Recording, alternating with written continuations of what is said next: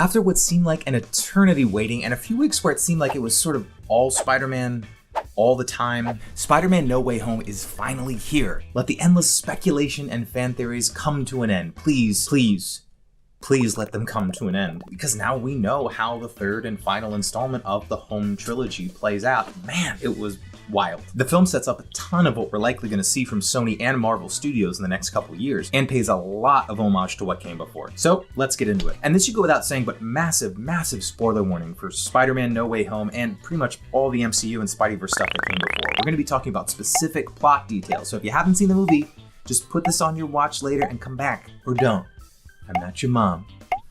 Or your aunt. Okay, so I probably shed more tears than all of the Spideys combined while I was watching this movie, and that is saying something. Let's talk about what it means for Tom Holland's Spider-Man and the MCU going forward. Thematically, this film really tried to examine what with great power must also come great responsibility actually means when you put it in practice. When faced with the prospect of sending the Raimi and amazing villains back to their realities, but probably to certain death, Peter chose the kinder option to try and cure them, to give them the best chance at survival when they go back home. This idea was spurred on by Aunt May, who ultimately pays the price for this extra kindness and makes Peter question, when balanced with the collateral damage that now includes the person who raised him, the net good that Spider-Man is able to do. But that's when your other friendly neighborhood live-action Spider-Man swing in to give him some emotional and science-based support. It was such a surprise.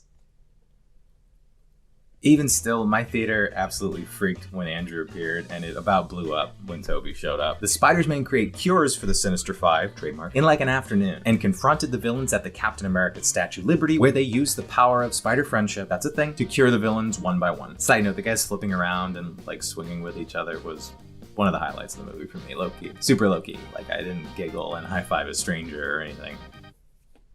I'm a grown man. The film culminates in Peter literally destroying his personal life to save the multiverse. He asks Doctor Strange to make everyone forget, but this time not that Peter Parker is Spider-Man, but that Peter Parker ever existed at all. After the spell, which sends all the villains and heroes back to their respective realities, Peter goes to MJ and Ned to tell them who he is, like he promised he would before they forgot. But after seeing how well they're doing in their lives and how happy they are, he decides to just let them be and go off on his own. So what does that mean for Tom Holland's Spider-Man? Well, before this film, Spidey was very connected, right? He had Stark Tech, he had a close-knit group of friends and family, he could stop by the Sanctum Sanctorum seemingly unannounced, like whenever he wanted. But after this, it's basically on an island, and this sets us up for a truly solo Spidey film, which is more similar to the Raimi and Amazing verses we got before, as Peter has traded in his personal life to become Spider-Man seemingly full-time. We got 2 post-credit scenes, sort of. In the first, Eddie Brock is sitting in a bar in Mexico, and the bartender, who is played by Cristo Fernandez of Ted Lasso fame, is telling him all about the various superpowered individuals that inhabit the MCU version of Earth. Right when Eddie and Venom get up to maybe do a little inebriated venoming in New York City, he blips out back to his own reality. Now, after that Venom 2 post-credit scene, I was expecting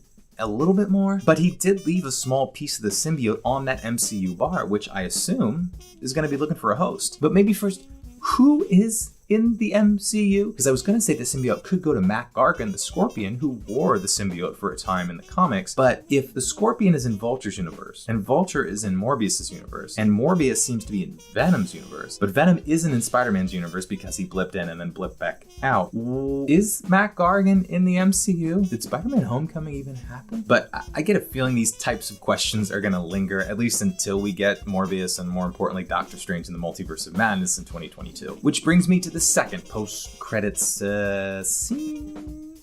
It's a Doctor Strange 2 trailer, and I wasn't mad at it, seeing how it seemingly picks up right where this film left off. Something's up with the multiverse, so Doctor Strange goes to Wanda Maximoff, the Scarlet Witch. We see several characters we've seen before, like Wong and Baron Mordo, and we also get a glimpse at Miss America, who we should note boasts the power of interdimensional travel. And we also see what looks to be Strange Supreme, the version of Stephen Strange who destroyed his own reality in the Disney Plus show What If. For me, the big thing missing from the trailer was, like, what really sets off this multiversal madness? Was it the Peter Parker spell, Wanda's journey through television history, chaos at the TVA with Kang, Variant Ultron, Strange Supreme, the Kingpin's plan to get his family back? All of it? None of it? some of it. If this all sounds like a lot, it's because it is. The various interconnected shows and films are only getting more complex, with characters who we thought were long gone making triumphant returns, and the MCU's precious timeline feeling more malleable than a nanobot suit. And so if we take a step back, how does the MCU and the Sonyverse move forward? The end of the film seemed like Tom Holland's Spider-Man had more webs to sling in the MCU, but quotes from Kevin Feige, Amy Pascal, and Tom Holland himself have sent mixed signals to that end. How do the various creative teams keep on top of all of the infinite possibilities of the multiverse while keeping us engaged in the characters, which,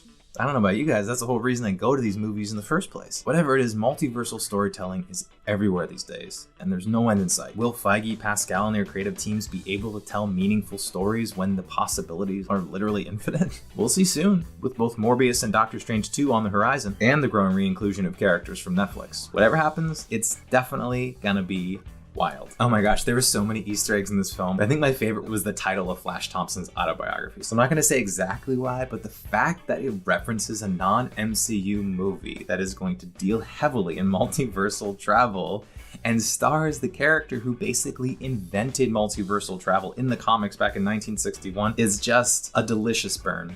And that's also why I go to the movies. Delicious burns. Character development and delicious burns. I hope you guys enjoyed your first screening. That's the best part of these movies, is going to those first screenings on the first day where the audiences are like super charged up and hooting and hollering and stuff. I had a blast. I hope you did too. I'll see you next time.